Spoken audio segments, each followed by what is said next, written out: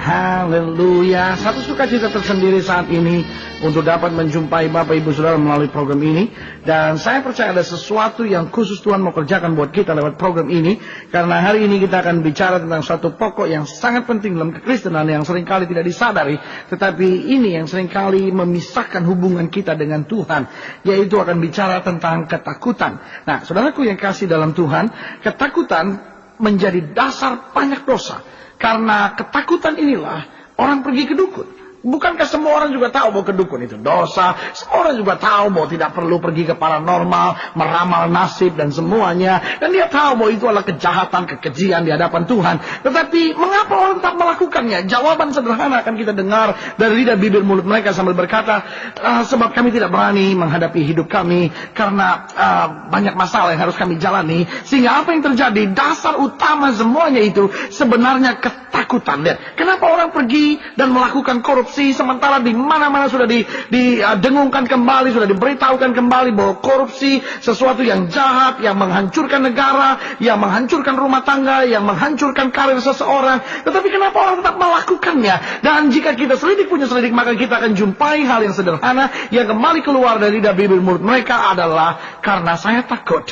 Jika saya hanya coba mencukupi diri dengan penghasilan saya, saya mungkin tidak akan mencapai apa yang saya harapkan. Dan saudaraku, kenapa di dalam dunia usaha, di dalam dunia bisnis, dalam dunia seseorang meniti karirnya, kita kenal istilah saling sikut, kita kenal saling fitnah? Jawaban sederhana, karena mungkin mereka tidak berani menghadapi kenyataan hidup untuk bertanding secara sehat, berkarir secara sehat. Sehingga apa yang terjadi? Mereka mulai menghalalkan segala cara, dan jawaban sederhana akan keluar dari bibir mulut mereka, habis kami takut karena sebetulnya kami memiliki kekurangan ini dan kekurangan itu. Lihat, saudaraku yang kasih dalam Tuhan, sehingga bagi saya ketakutan adalah suasana yang paling menyenangkan buat setan. Lihat saudaraku, pada program ini kita akan bicara lebih jauh tentang ketakutan. Karena itu saya harap saudara tetap dalam program ini, karena saya percaya saudara akan diberkati dalam program ini. Nah, sambil saya memberi kesempatan buat saudara untuk ambil Alkitab saudara, dan kita akan lihat pada 2 Timotius 1 ayat yang ke-7. Dan bersama dengan saya saat ini, sambil saya memberi kesempatan buat saudara untuk ambil Alkitab saudara, persiapkan Alkitab saudara, dan kita akan lihat pada 2 Timotius 1 ayat yang ke-7. Dan bersama dengan saya saat ini, sambil saya memberi kesempatan buat saudara untuk ambil Alkitab saudara, persiapkan segala sesuatunya. Bersama dengan saya di saat ini ada Leci Sampingan yang akan nyanyikan pujiannya bagi Tuhan. Nah, buka hati saudara, Leci akan nyanyikan pujiannya bagi Yesus yang berjudul El Shaddai. Diberkati saudara lewat pujian ini. Haleluya.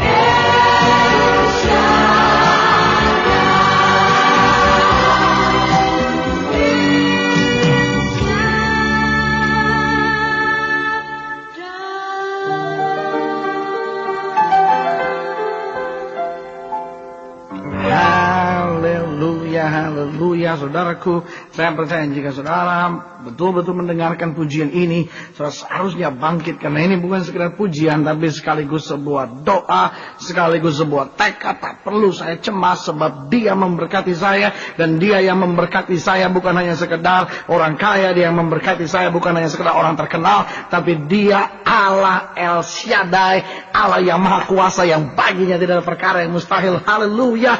Dan saudaraku, jika saudara puji Tuhan lewat pujian ini, saya percaya saudara sungguh-sungguh menerima kekuatan baru. Nah, kita kembali masih pada pokok yang kita sedang bicarakan saat ini adalah mengenai takut. Karena seperti sudah saya sampaikan tadi, takut adalah suasana yang paling menyenangkan buat setan. Mengapa? Karena setan berusaha untuk menaruh ketakutan dalam hati setiap orang. Karena dengan ketakutan dalam hati seseorang, maka seseorang tersebut akan dengan sangat mudah dipengaruhi oleh dia. Lihat, orang yang takutlah yang lari ke dukun. Orang yang takutlah yang bermain dengan minuman, obat-obatan. Mungkin sudah mendengar kalimat itu, sudah berkata, oh, saya justru adalah orang yang berani. Itu sebabnya saya bermain dengan ganja, saya bermain dengan obat-obatan, saya minum mabuk, saya adalah orang yang sangat berani. Saya mau beritahu, engkau adalah orang yang paling penakut. Saya ulangi sekali lagi, engkau adalah seorang yang paling penakut. Mengapa? Karena bahkan untuk menghadapi kenyataan hidup saja engkau tidak berani. Itu sebabnya engkau lari dengan minuman, engkau bersembunyi dengan obat-obatan, engkau hidup dalam dunia khayal, saudaraku. Dan saya mau beritahu, Tuhan ialah Allah yang memberikan keberanian buat kita, sehingga kita tidak perlu hidup dengan obat-obatan, kita nggak perlu hidup dengan minum mabuk hanya untuk bersembunyi, kita nggak perlu hidup dengan judi, kita nggak perlu hidup dengan kebodohan itu. Dan saya mau beritahu sekali lagi, bahwa karena ketakutanmu, engkau dapat dipengaruhi oleh setan dengan semuanya itu. Waktu kita hidup dalam ketakutan, itu sebabnya kita jumpai anak-anak remaja yang telah melakukan hubungan seks sebelum pernikahan. Dan jika dalam pelayanan konsultasi mereka ditanyakan, maka jawabannya sederhana, saya juga tahu bahwa ini bersalah, tapi saya takut kehilangan kekasih saya. Dan mungkin saudara menyaksikan program ini, dan saudara berkata, ya, saya pikir saya bukan orang penakut tadinya. Saya cuma hanya takut kehilangan. Tapi itu juga ketakutan. Itu sebabnya sekali lagi saya ulangi, bahwa ketakutan adalah suasana yang paling menyenangkan buat setan. Jika saudara berkata, apa yang Allah mau kerjakan dalam hidup saya dengan keadaan seperti ini? Sebab saya adalah orangnya yang memang sedang berjalan dalam berbagai ketakutan itu. Nah, saya mau beritahu seperti yang sudah saya sampaikan tadi dalam 2 Timotius 1 ayat yang ke-7. Dan saudara akan lihat di sana apa yang Alkitab bicarakan tentang hal tersebut. Ayat yang ke-7, sebab Allah memberikan kepada kita bukan roh ketakutan, melainkan roh yang membangkitkan kekuatan kasih dan ketertiban. Saya ulangi sekali lagi, sebab Allah memberikan kepada kita, dengar baik, bukan roh ketakutan, bukan roh ketakutan. Berarti mungkin sudah bertanya, kalau begitu apa itu ketakutan? Nah, di sini letaknya. Ada banyak orang menganggap ketakutan adalah kelemahan manusiawi. Ada banyak orang menganggap ketakutan adalah kekurangan natural manusia dan berbagai hal. Tapi saya mau jelaskan apa yang Alkitab catat. Hal yang pertama yang harus kita ketahui, ketakutan adalah keadaan yang hakiki dalam diri manusia setelah manusia jatuh dalam dosa. Saya ulangi sekali lagi, ketakutan adalah bagian yang hakiki dalam diri manusia ketika manusia jatuh dalam dosa. Karena itu Alkitab berkata, Tuhan tidak pernah memberikan roh perbudakan yang membawa kamu dalam ketakutan, tetapi roh yang membuat kamu mengaku ya Aba, ya Bapa dalam Kristus Yesus Tuhan kita. Lihat saudaraku, Tuhan tidak pernah menciptakan Adam dengan ketakutan. Ketakutan bukan satu bagian yang Tuhan ciptakan buat Adam, karena Adam hidup tanpa ketakutan sedikit pun di Taman Eden. Tapi mungkin sudah bertanya, kalau begitu kapan ketakutan datang dan menguasai manusia? Ketakutan pertama kali datang menguasai manusia ketika manusia mulai memetik buah yang tidak seharusnya manusia makan. Sehingga apa yang terjadi ketika mereka setelah makan buah itu, bunyi langkah Tuhan membuat mereka menjadi begitu takut. Karena sesuatu yang belum pernah mereka rasa sebelumnya, sesuatu yang tidak pernah mereka alami sebelumnya. Itu sebabnya mereka berlari dan akhirnya mereka bersembunyi. Karena apa? Karena manusia untuk pertama kalinya di situ mulai merasakan sesuatu yang tidak pernah dirasa sebelumnya, sesuatu yang sangat-sangat menjengkelkan buat manusia, sesuatu yang sangat tidak menyenangkan buat manusia. Itulah pertama kalinya manusia mulai hidup dalam ketakutan. Dan ketika manusia hidup dalam dosa, manusia tetap terikat dalam ketakutan itu. Itu sebabnya saya mau beritahu buat Bapak Ibu Saudaraku sekalian dalam program ini, bahwa jika engkau masih hidup dalam dosa, jangan pernah bermimpi untuk dapat hidup terlepas dari ketakutan.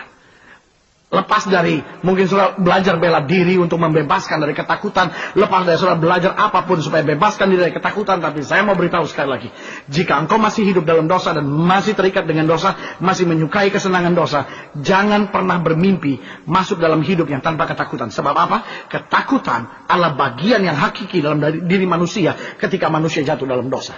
Tetapi itu juga berarti, oh haleluya, jika saudara telah diselamatkan oleh darah Kristus, jika saudara sudah benci dosa, saudara telah tinggalkan dosa, dan saudara mau berjalan dalam kebenaran, maka dengar baik, tidak seharusnya engkau hidup dalam ketakutan. Karena ketakutan hanya bagian dari orang yang terikat dengan dosanya. Nah, berarti hal yang pertama kita mengerti, ketakutan adalah keadaan dasar atau bagian dasar yang hakiki dalam diri manusia ketika manusia jatuh dalam dosa.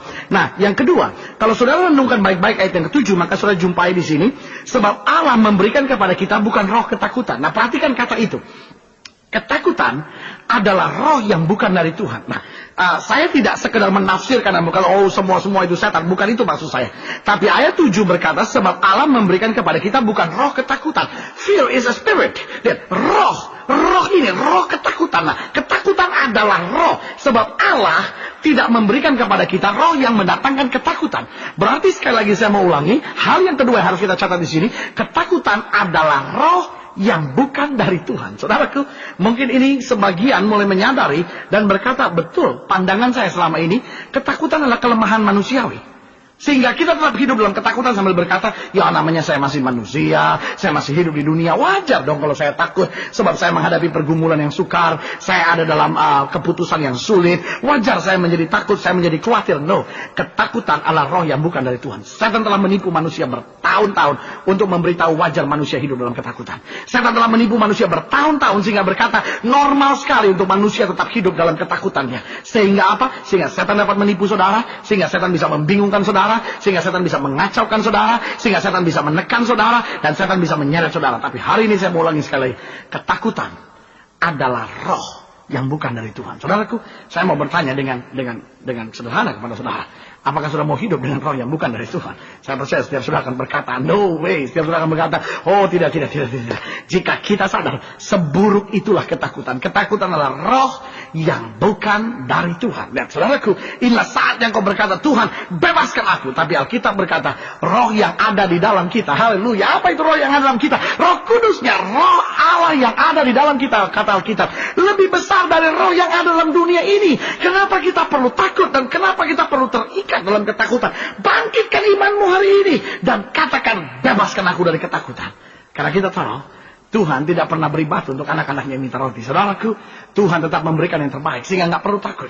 Karena Alkitab berkata, Allah turut bekerja sama dalam segala sesuatu. Oh haleluya, untuk mendatangkan kebaikan bagi setiap orang yang mengasihi Dia. Nah, hal yang selanjutnya yang kita pelajari, yang pertama tadi kita sudah pelajari, ketakutan adalah bagian dasar keadaan yang hakiki dalam diri manusia ketika manusia jatuh dalam dosa. Yang kedua, ketakutan adalah roh yang bukan dari Tuhan. Nah, sekarang hal yang ketiga yang akan kita lihat, kenapa manusia takut?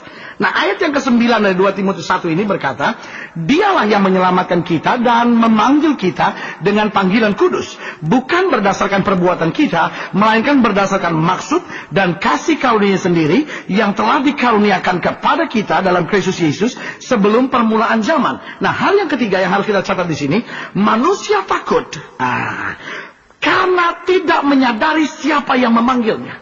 Banyak kali kita berkata, ya saya takut karena tekanan. Mungkin saudara berkata, saya takut karena kalimat orang.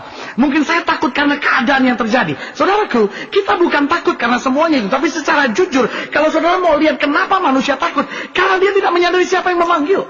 Buktinya ada banyak orang yang sedang melewati apa yang saudara alami, tapi dia tetap tegar. Buktinya ada orang-orang tertentu yang sedang menghadapi apa yang sedang saudara jalani, tetapi buktinya dia tetap percaya dan akhirnya keluar dan menang atas segala persoalannya. Sehingga jawabannya sederhana, manusia takut karena tidak menyadari siapa yang memanggil.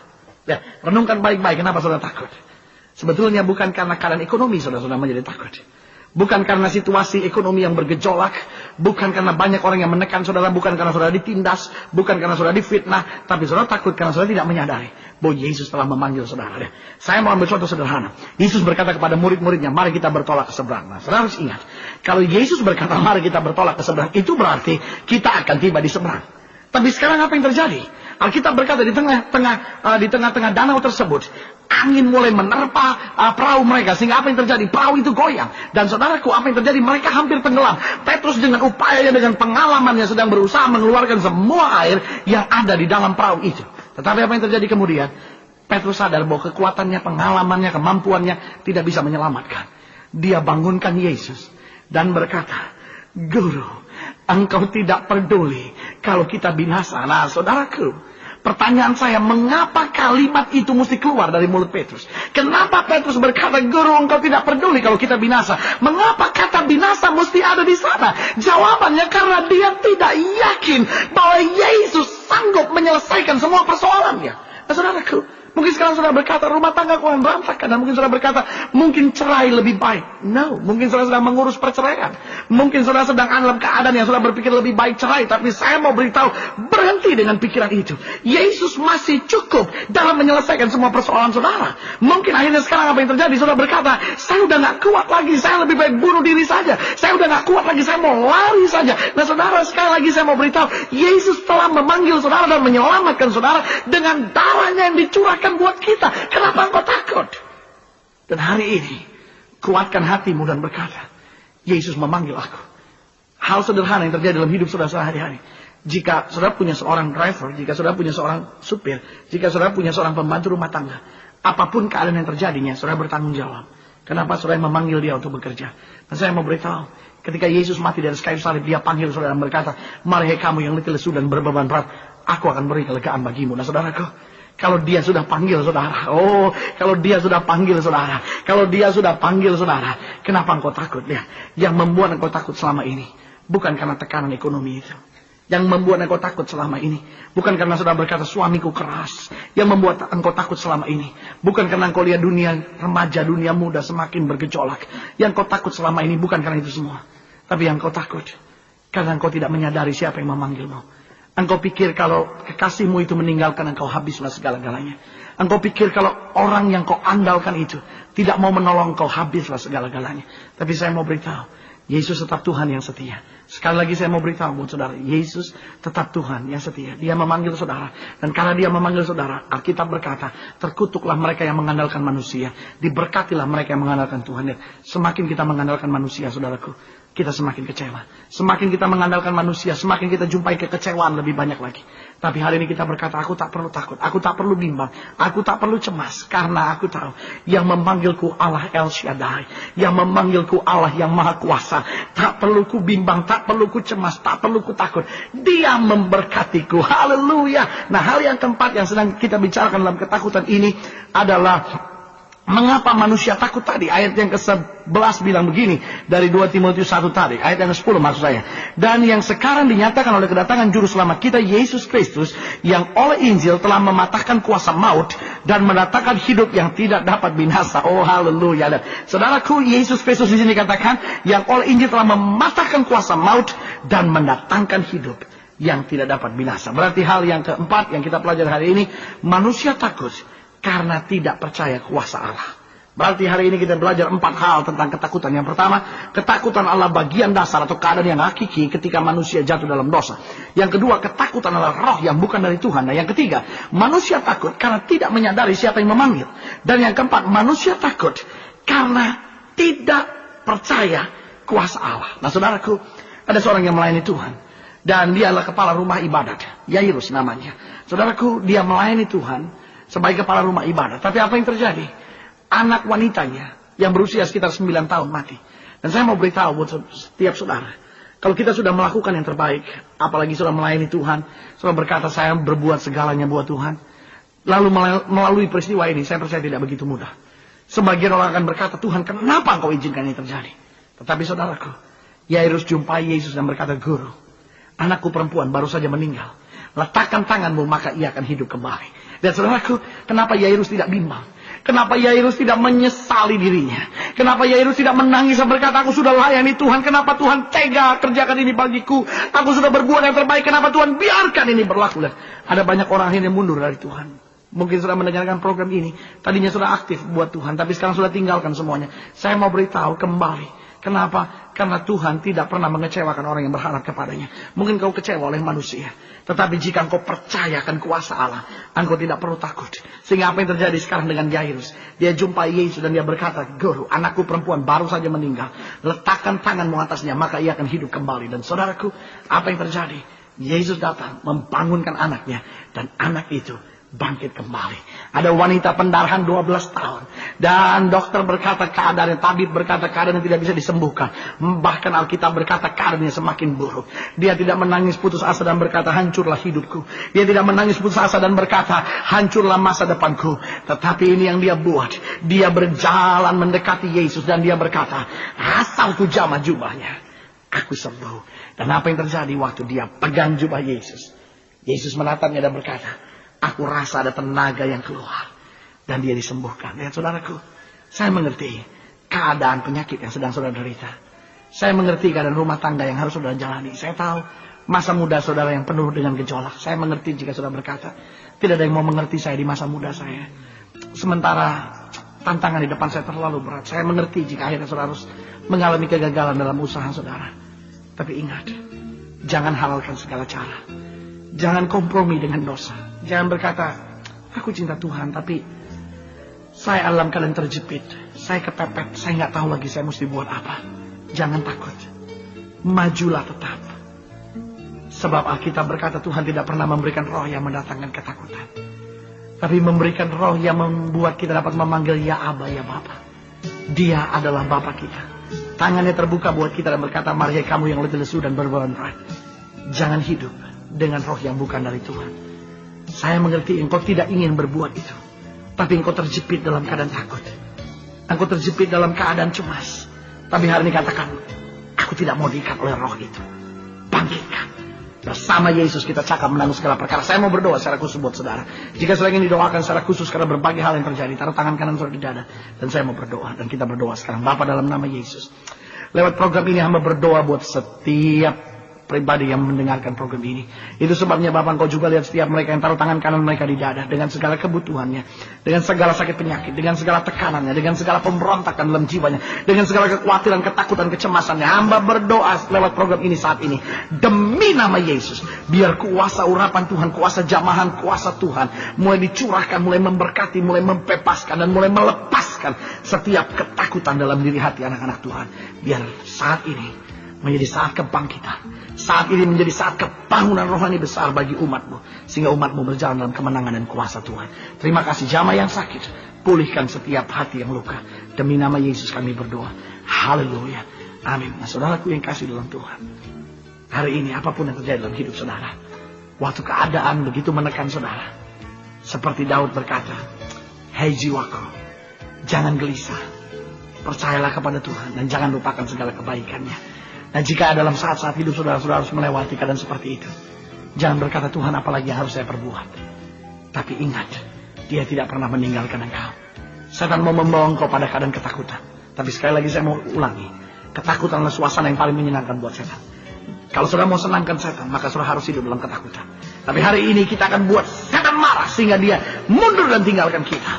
Dengan apa? Hidup dengan berani. Oh saudaraku, roh yang ada di dalam kita lebih besar dari roh yang alam dunia ini. Tentu bangkitkan iman saudara. Tegarkan jiwa saudara hari ini. Katakan, aku masih punya Tuhan. Dan dia tidak akan meninggalkan aku.